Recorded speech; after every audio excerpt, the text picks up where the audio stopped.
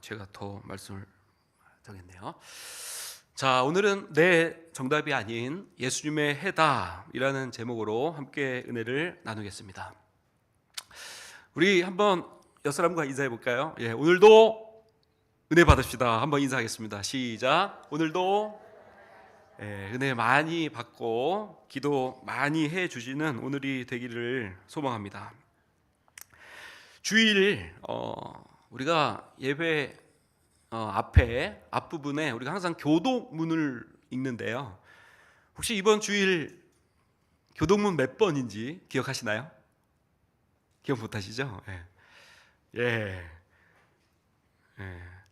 1부 때 이제 와서 교독문을 읽는데 여기서 읽는데 그렇게 큰 은혜가 되더라고요. 그래서 이 시편 118편 우리가 주일에 교독문으로 이렇게 읽은 구절인데 이 말씀으로 한번 같이 은혜를 나눴으면 좋겠다 생각을 하고 오늘 말씀을 준비하게 됐습니다. 자, 오늘 이 말씀에 들어가기 전에 문제와 정답이라는 좀 예화를 들려드리고 한번 들어가기를 원하는데요. 우리가 인생을 살면서 문제를 만나고 그 문제를 풀어나가는, 그러니까 정답을 맞춰 나가는 게 우리 인생인 것 같습니다. 학교를 가도요, 처음부터 우리가 문제풀이를 합니다. 중간고사, 기말고사를 다 봅니다. 여러분들도 기억이 나시죠? 잘 보셨습니까? 문제의 정답을 잘 찾으셨습니까? 정답을 잘 찾은 학생은 우리가 우등생이라고 합니다. 정답을 잘 찾은 학생은 성적 장학생이라고 합니다. 정답을 잘 찾으면 좋은 대학을 갑니다. 그리고 정답을 잘 찾으면 좋은 직장을 갑니다. 직장에서도 정답을 잘 찾으면 높은 연봉을 받습니다. 그러니까 이 세상은 정답을 잘 찾는 사람에게 유리한 사회 구조를 갖고 있습니다. 이 인생이, 우리들의 인생도 마찬가지고 문제를 푸는 것도 마찬가지고 이 문제와 정답을 잘 찾아가는 것이 우리 인생의 축소판이고 예전길이다 라고 한다는 것입니다. 그래서 제가 재밌는 예화를 가지고 왔어요. 한번 문제를 드려보겠습니다. 문제 나갑니다. 코끼리를 냉장고에 넣는 방법은 무엇입니까?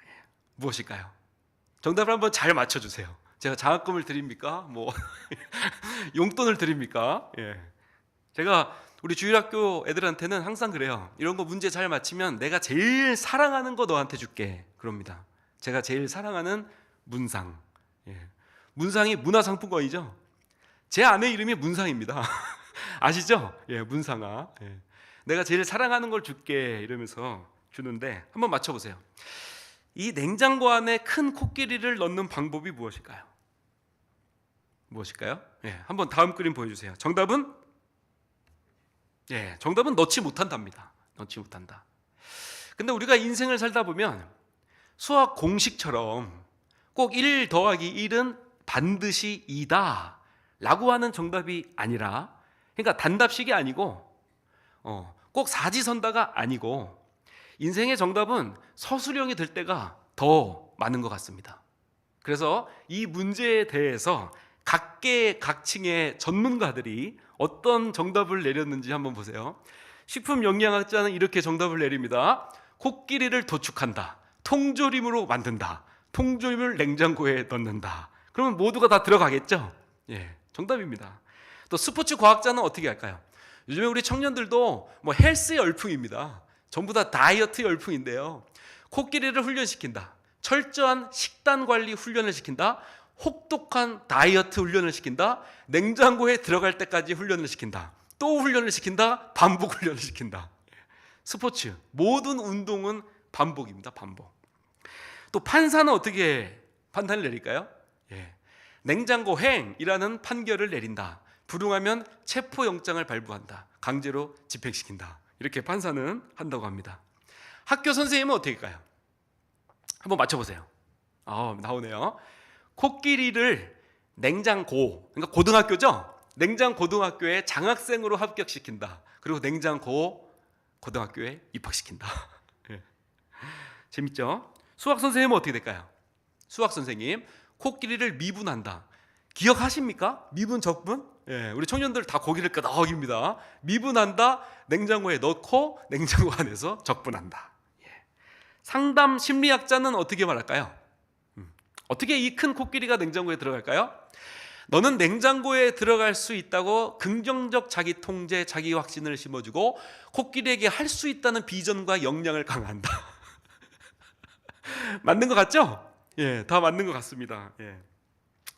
이렇게 문제와 정답 사이에서 벌어지는 재미난 예화를 가지고 우리가 살아가는데, 사실 우리들의 인생을 들여다보면 정답이 하나가 아니라, 정답이 없다가 아니라 여러 가지 해답으로 우리가 다양한 시각으로 볼 수 있다라고 한다는 것입니다.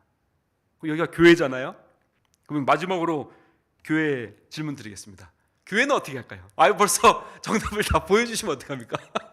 예, 교회는 교육자 시킨다. 교입니다. 3교 효과입니다. 교육자는 교사 시킨다. 그럼 교회는 다 잘 됩니다. 다 잘 됩니다. 그래서 교회는 일을 잘하는 교육자가 들어오고 일을 잘하는 교사가 있으면 그 부서는 잘 돌아가고 부흥됩니다. 그 한 사람 때문에. 아브라함처럼 믿음의 조상 다윗과 같은 믿음의 그 용사 한 명 때문에 주님이 택하신 백성들이 언약을 이루어 가듯이 교회도 마찬가지입니다. 그래서 제가 3교 효과라고 합니다. 교회는 교육자가 잘하면 되고 교사가 잘하면 됩니다. 그러면 우리는 이렇게 말하죠. 저는 교육자가 아닙니다. 저는 교사가 아닙니다. 그래서 연말에 다 교사를 안 하려고 합니다. 그래서 제가 또 이렇게 얘기를 하는 거죠. 우리 교회는 전체가 다 교육자다. 전체가 다 사역자다. 전체가 다 사명자다. 전체가 다 주님의 용사다. 우리 청년들한테도 그랬습니다. 임원, 제가 오자마자 11월 달에 총회를 하잖아요.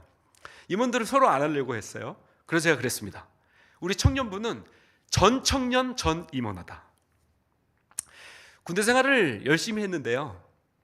이제 제가 힘들기로 유명한 해병대를 나왔습니다. 근데 그 안에서도 힘든 훈련, 제가 힘든 훈련을 받을게요. 저 빡세게 군대 생활 할게요. 그래서 이력서를 일부러 낸 해병 대원들이라고 할지라도 훈련 앞에 서면 그냥 막 빠져나갈 궁리를 합니다. 그래서 뭐 어디가 아파요, 어디가 아파요. 그러면 훈련에서 열회. 그럼 뭘 시킵니까? 밥 짓습니다. 밥. 이제 취사병으로 빼줘요. 그러다 보니까 이제 그게 하나의 뭐 트렌드가 되고 문화가 돼요. 훈련마다 되면 왜 이렇게 아픈 해병이 많아요?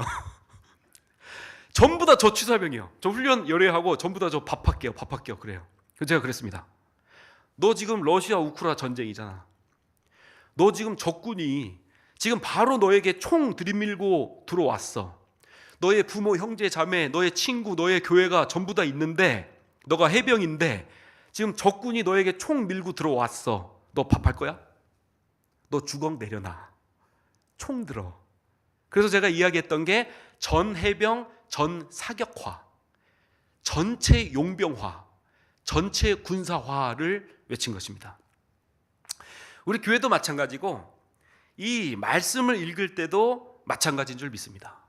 이 말씀은 신학자 많이 봐야 되고 연구하는 것이 아니라 우리 모두가 말씀을 깊이 묵상하고 목사만 은혜 받고 여기서 눈물로 목사만 기도하는 게 아니라 우리 모두가 은혜 받고 이 말씀이 나의 말씀이라고.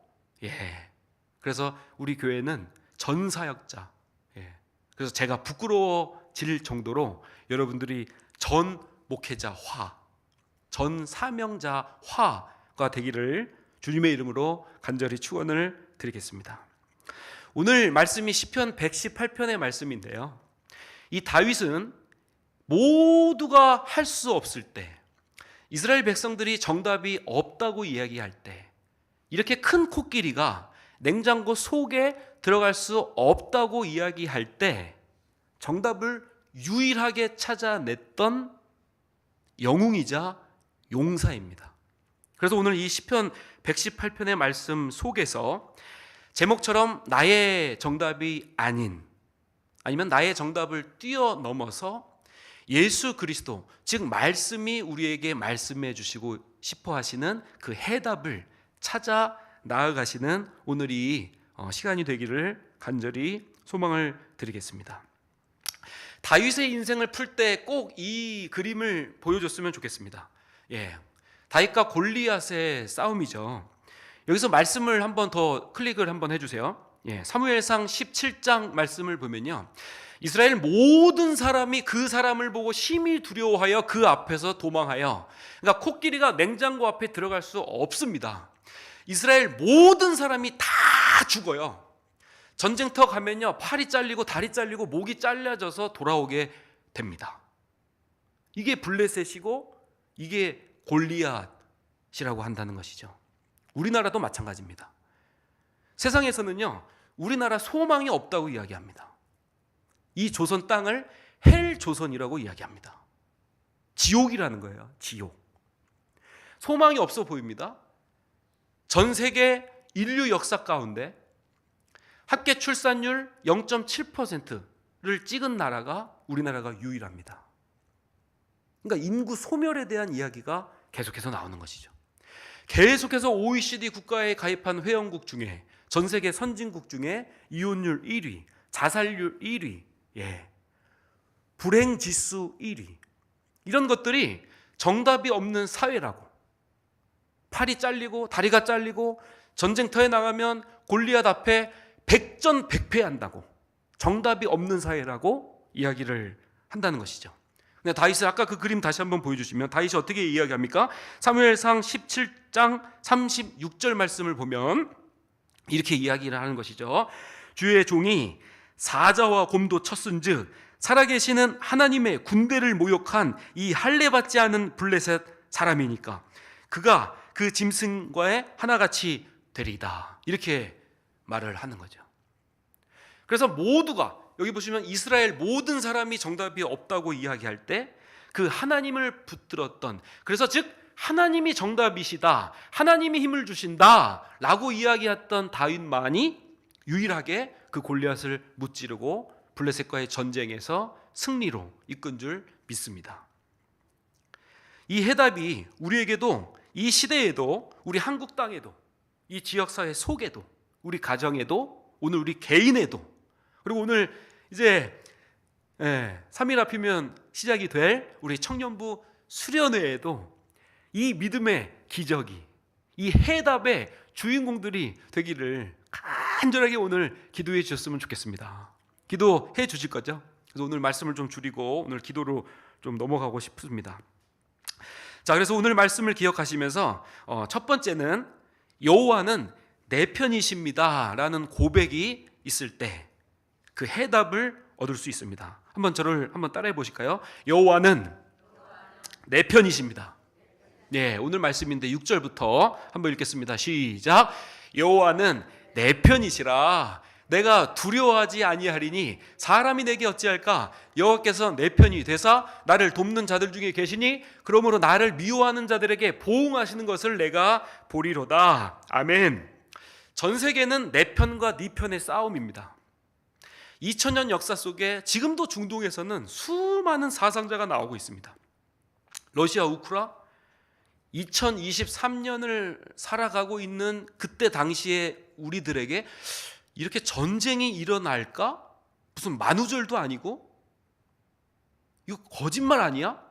근데 진짜 전쟁이 일어난 거거든요. 네 편과 내 편의 싸움입니다. 여당과 야당, 네 편과 내 편의 싸움입니다. 뉴스를 보기가 무섭습니다. 지상 최대 난제이죠. 과연 남편은 남편인가 내 편인가? 이게 지상 최대의 난제입니다. 어떤 시가 있더라고요. 왜 남편은요? 라는 시입니다. 남편의 존재, 남편의 수면, 남편의 언어, 남편의 위치, 남편의 귀가에 따라서 이 작자 미상의 시를 썼더라고요. 제가 한번 읽어드릴게요. 제목, 왜 남편은요? 존재입니다. 남편이 안 들어와도 짜증나고 집에 들어와도 짜증난다. 수면입니다. 집에 오자마자 자면 서운하고 짜증나고, 안 자고 뒹굴거리고 집에 돌아다니면 더 짜증난다. 언어입니다. 남편이 말 걸면 짜증나고 말 안 걸면 더 짜증난다. 위치입니다. 남편이 누워있으면 나갔으면 좋겠고, 나가 있으면 집에 좀 빨리 들어왔으면 좋겠다. 남편이 짜증난다. 마지막 5번째 귀가입니다. 남편이 늦게 오면 열받고 짜증난다. 남편이 일찍 오면 더 괜히 불편해지고 신경 쓰이고 짜증난다. 요약, 남편은 내 편입니까? 남편입니까? 근데 오늘 말씀해 보니까 하나님이 내 편이시라 라고 한다는 것이죠. 그러니까 사실 남편도 내 편인 줄 알고 결혼했지만, 저도 아내를 결혼할 때 얼마나 많이 속였겠습니까? 나는 당신 편이야. 그런데 아내의 고백들은 당신은 내 편인가 남편인가의 물음 속에 점점점 확신을 잃어갈 때가 많습니다. 그런데 오늘 말씀의 여호와는 내 편이시라, 그리고 내 편이신 하나님을 붙잡음으로 인해서 나의 정답을 넘어서, 국가의 정답을 넘어서 바로 하나님이라고 하는 해답을 찾아내고 맙니다. 우리가 다 두렵거든요. 내가 두려워서 골리앗 앞에 갈 수 없고 블레셋 족속 앞에 갈 수 없을 때, 정말 두렵고 정답이 보이지 않는다고 할 때, 이 하나님이 내 편이시다 라고 할 때 우리가 이 다윗처럼 우리의 고백도, 우리의 삶도, 우리의 실천도 바뀌게 될 줄 믿습니다. 성경에서 내 편이라는 단어를 딱 2명만 사용하고 있습니다. 2명만. 오늘 이 본문에서 다윗이 여호와는 내 편이시다, 이렇게 내 편이라고 단어를 쓰고 있고, 또 한 명이 더 나옵니다. 누굴까요? 한 명이 더 나옵니다. 성경에서 딱 2명만 써요, 이 내 편이라는 단어를. 바로 예후입니다. 예후가 이렇게 이세벨이 있는 성, 이세벨이 창문에 이렇게 내려다보고 있습니다. 근데 누가 내 편에 설꼬라고 이야기를 하죠. 그러니까 내시가, 기억나시죠? 내시가 저요 그럽니다. 내 편에 선 사람이여 이세벨을 밀어라 얘기합니다. 그러니까 창가에서 이세벨을, 악녀 중에 악녀죠, 이세벨을 밀어서 떨어지게 되고 그냥 다 피가 사방에, 성전 벽에 피가 다 터져서 죽었다, 이렇게 이야기합니다. 그리고 예후가 이제 들어가서 있다가 시체를 치워라 이러죠. 이세벨의 시체를 치우라고 하니까 그 내시가 가서 보니 개가 다 먹어버린 거죠. 그래서 엘리야의 예언이 성취가 된 거죠. 그래서 목만 냅두고 개가 다 먹어서 들개가 시체를 먹어 치우리라, 그 예언이 성취가 됩니다. 그때 예후가 말했던 것이, 누가 내 편에 설 수 있습니까? 내 편이 되어주겠습니까? 이 얘기를 하는 것입니다. 1500년의 종교개혁, 그 로마 카톨릭이라고 하는 그 종교 암흑기 속에서 1517년 이제 루터와 그리고 칼빈에 의해서 종교개혁이 시작되고 종교개혁이 완성되었다라고 평가를 받는데, 이 루터와 칼빈도 누가 이 시편 118편을 인용해서 내 편에 서줄 수 있겠습니까? 라고 호소했다고 합니다. 그 어마어마한 중세 1500년의 로마 카톨릭, 그 엄청난 블레셋, 그 엄청난 세력 앞에서 목숨을 걸고 누가 내 편에 설 수 있습니까? 이렇게 종교개혁을 외쳤다는 것이죠. 저도 우리 교회 와서 1달, 2달째 됐나요? 1월 달에 갑자기 마음이 들어서 1월 특세 때죠. 1월 특세 때부터 좀 길거리 전도를 하고 싶습니다. 그랬습니다. 근데 그때는 이미 연말 이런 예결산이 다 지나갔을 때잖아요. 전도를 하고 싶다고 했을 때 누가 내 편에 서서 전도를 후원해 줄 수 있습니까? 전도하는 우리 청년들에게 누가 내 편이 되어줄 수 있겠습니까? 라고 할 때 그냥 바로 다 내 편이 되어서 도와주셨어요. 하나님 편에 서서 바로 그냥 주일에 와서 어떤 회의도 절차도 없이 전도비가 나가고, 그래서 그냥 아무 회의나 절차 없이 어떻게 보면 전도가 시작돼 있고, 그래서 지금까지 매주 금요일 이렇게 출근길 전도를 하고 있습니다. 하나님이 내 편이시다 라고 한다는 의미는 결국에 내가 하나님 편에 설 사람이다 라고 한다는 의미와 동의어입니다. 누가 교회 편에 설 것인가? 담임 목사님이 광고를 하고 우리가 부서에서 열심히 무언가를 하려고 하고 또 수련회를 앞두고 있을 때 많은 분들이 내 편에 서서, 우리 교회 편에 서서, 하나님 편에 서서 물질로, 기도로, 헌신으로 많이 도와주고 있습니다.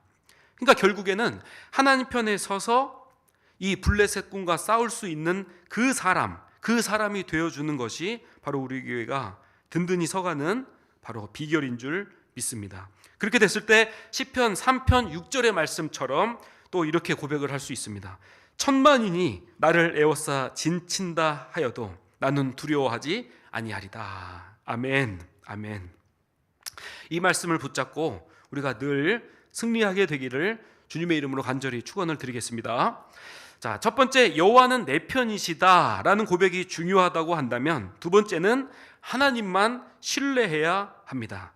또 시편 118편 8절부터 보여주시면, 여호와께 피하는 것이 사람을 신뢰하는 것보다 나으며 여호와께 피하는 것이 고관들을 신뢰하는 것보다 낫도다. 이렇게 신뢰를 이야기를 하고 있습니다. 그러니까 신뢰라고 하는 것은요, 다윗이 직접 보고 다윗이 사람을 신뢰하는 것보다 하나님을 신뢰하는 것이 낫다고 이야기하고, 고관들을 신뢰하는 것보다 하나님을 신뢰하는 것이 낫다라고 이야기하는 것은 다윗의 체험이거든요.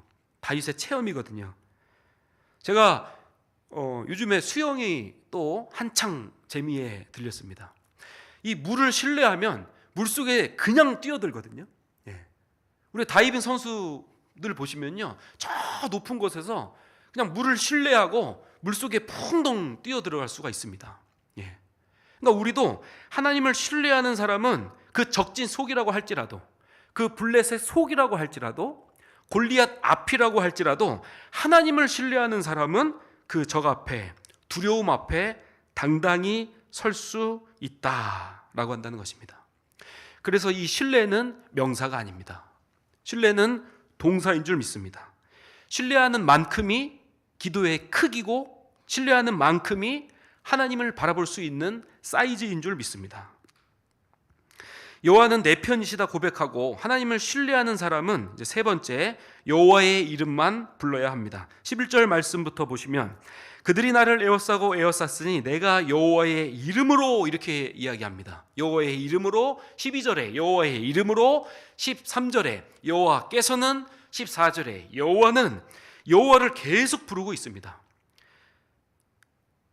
그러니까 골리앗 앞에 섰을 때 많은 사람들이 그렇게 머리를 썼을 것 같아요. 군사학자들, 또 최첨단 장비, 또 우리들의 실력, 군사력, 재력, 모든 것을 동원했을 것 같습니다. 근데 그래도 정답이 안 보이거든요. 그랬을 때 여호와의 이름을 불렀던 그 한 사람만이 바로 골리앗을 무찔러 수 있었던 것처럼, 우리들의 학력과 실력과 경력과 재력, 우리들의 힘이라고 하는 것이 불가항력적인 상황, 즉 죽음 앞에서 우리가 어찌할 수 없는 불가항력적 상황 앞에 놓여 있다면, 학력도 실력도 재력도 우리들의 남은 수명도 아무 필요가 없다라고 한다는 것이죠.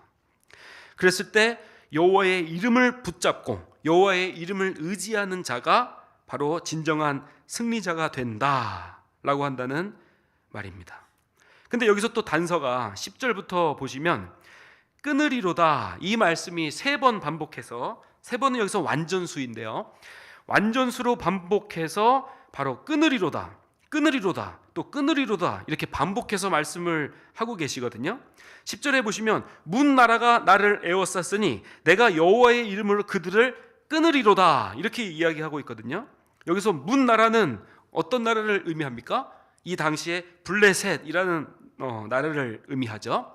블레셋은 이 3가지 신을 섬겼습니다. 첫 번째 다곤신, 두 번째 아스다롯, 다음 그림 보여주시면 세 번째 바알세불, 이 3가지 신을 3대 신으로 섬겼던 민족이 바로 블레셋입니다.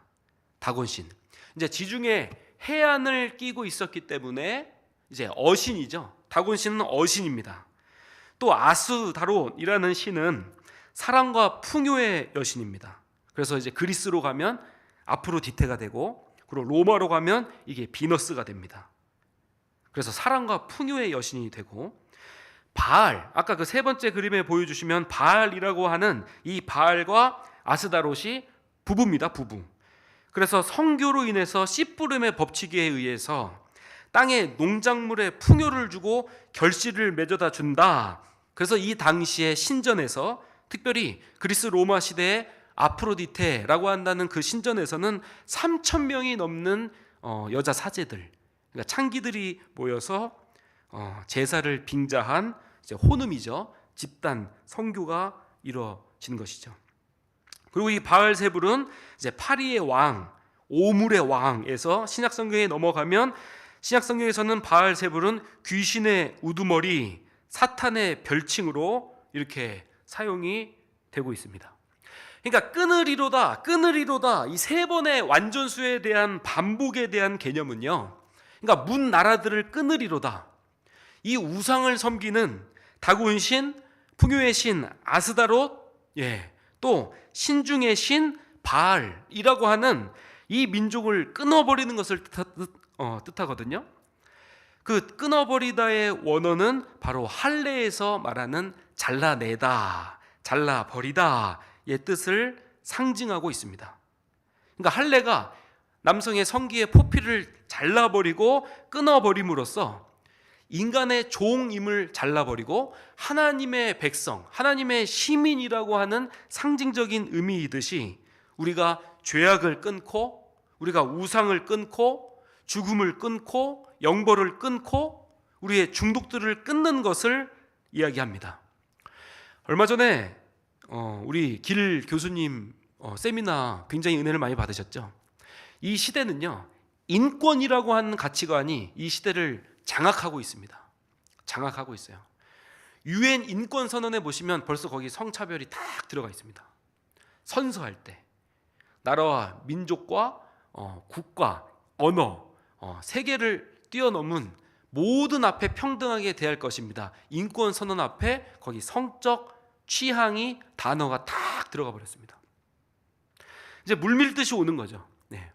끊어 버리라 얘기는 뭐 단순히 우리가 담배 끊고 술 끊고 이런 내용뿐만이 아니라요, 이제 그런 시대적인 그런 악법들, 시대적 사상들, 그런 블레셋 문화, 그런 세상의 문화, 그런 것을 끊어버려야 된다라고 이야기하는 것이죠. 그 끊다, 잘라내다, 이 말은 바로 할례가 어원입니다.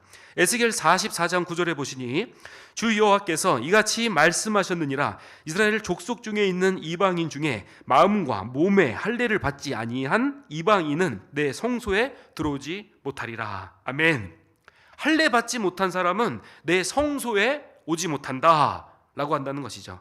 로마서 2장에 보시니까 오직 이면적 유대인이 유대인이며 할례는 마음에 할지니 영에 있고 율법 조문에 있지 아니한 것이라. 이제 할례를 마음에 받으라고 하거든요. 그리고 할례를 이 끊다, 이 잘라내다, 이 할례를 누가 완성하셨습니까? 로마서 15장 8절에 보시니 내가 말하노니 그리스도께서 하나님의 진실하심을 위하여 할례의 추종자가 되셨으니 이는 조상들에게 주신 약속들을 견고하게 하시고. 아멘. 아멘. 그러니까 예수님이 그 끊다, 그 끊어버리고 잘라내버리는 그 말씀을 이루시고 견고하게 하신다라고 한다는 것입니다. 그래서 우리가 늘 예배 시간에 왔으면 이 말씀을 묵상하고 끊어내는 결단을 했으면 좋겠어요. 끊어내는 결단. 제가 우스갯소리로 뭐 반, 농담 반, 진담 반인데요, 제가 마지막으로 TV를 언제 봤냐 이런 얘기를 합니다. 모래시계 이후로 TV 본 적이 없다. 뭐 TV 본 것이 요즘 세상에 무슨 흠이 되고 그러겠냐마는, 제가 그때 뭐 TV도 많이 보고 또 제가 20대에 군대 생활에 있었잖아요. 그러면 군대 그 남자들만 잔뜩 모여 있는 곳에서 그렇게 야동들을 봅니다. 야동들. 근데 야동을 보고 성경이 눈에 들어옵니까? TV를 보고 막 재밌게 TV를 보다가 여러분 교회 와서 기도할 마음이 바로 이게 전환이 되세요? 그래서 제가 이 말씀을 듣고 이게 야동 보고 TV 보다가 맨날 이렇게 하다가 교회 오는 것이 이거 끊어야 될 때가 있겠다, 이런 마음이 강력하게 들은 거예요. 그래서 미디어를 그래서부터 끄는 겁니다. 집에 PC를 두지 않았어요. 예. 근데 담임 목사님께서도 지난 주일 3부 예배 때 우리 청년들한테 그런 질문을 하셨습니다. 나시린이 지켜야 될 규례가 있다. 그 중에서 포도주를 먹지 않는 것이 있는데 포도주만이 아니다. 예. 포도즙도, 포도씨도, 포도 껍질도 먹지 않는데요. 그러니까 시작을 안 하는 거죠. 시작을. 예. 시작을 했다면 끊는 것이 굉장히 어려운 것을 알기에, 예. 이스라엘 백성들이 이걸 못 끊어냅니다. 근데 여호와께서 4번의 여호와의 이름으로 문 나라들 끊어내 주시겠다 말씀하고 계십니다. 아직도 뭐 술을 좀 즐기시고 담배를 즐기시고, 예? 또 우리가 보지 말아야 될 것, 또 취하지 말아야 될 것을 우리의 눈이 하고 생각이 하고 우리의 마음이 하고 우리의 영이 할 때가 있습니다. 오늘 이 말씀 속에 진정한 끊음은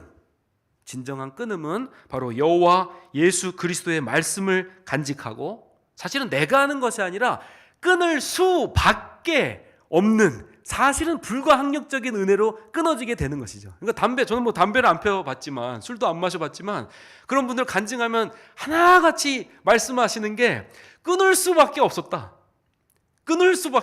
이렇게 이야기를 합니다. 요즘 시대에 2025년을 살아가는데 아이고 목사님 무슨 꼰대 같은 소리를 하십니까? 이렇게 이야기를 하는데요. 저도 보니까 그래요. 이게 전환이 빨리빨리 안 돼요. 예. 그래서 영적으로 마음의 할례를 받으시고 끊어낼 것들은 끊어가는 적용을 하시고 날마다 결단하는 저와 우리 모두가 되길 주님의 이름으로 간절히 소망을 드리겠습니다. 자, 그래서 마지막 그림인데요. 우리 제가 한번 다들 보셨을 테지만 우리 교회 외벽에 있는 현수막입니다. 현수막. 예, 한번 읽어볼게요. 시작. 예수님은 삶의 질문에 대한 답을 하러 오신 것이 아니라 그 답이 되기 위해 오셨다. 아멘. 아멘. 예, 이해가 되시나요? 저 서서 한동안 저 문구를 바라봤습니다. 읽고 또 읽고 되새기고 우리가 답을 찾아가는 여정, 그래서 문제를 잘 맞추는 정답, 그래서 성적 우수생이 되고, 예, 그 정답에 우리가 다 집중을 하다 보면요, 예수님도 정답을 찾기 위한 도구로 우리가 사용할 때가 많은 것 같습니다. 저를 보아도 그렇고요. 근데 예수님이 정답을 찾아내는 그 도구가 아니시라는 것이죠. 나의 정답을 넘어서, 나의 정답을 뛰어넘어서 오직 예수 그리스도, 그분이 정답이시고 그분이 해답이시고, 예, 그분이 답의 창시자시고 답의 종결자시고 답을 완성해 주신 그분이시라는 사실. 그래서 예수님은 답을 하기 위한 것이 아니라 그 답이 되기 위해서 오셨다. 이 말씀이 깨달아질 수 있는 저와 여러분이 되시길 주님의 이름으로 간절히 축원을 드리겠습니다. 우리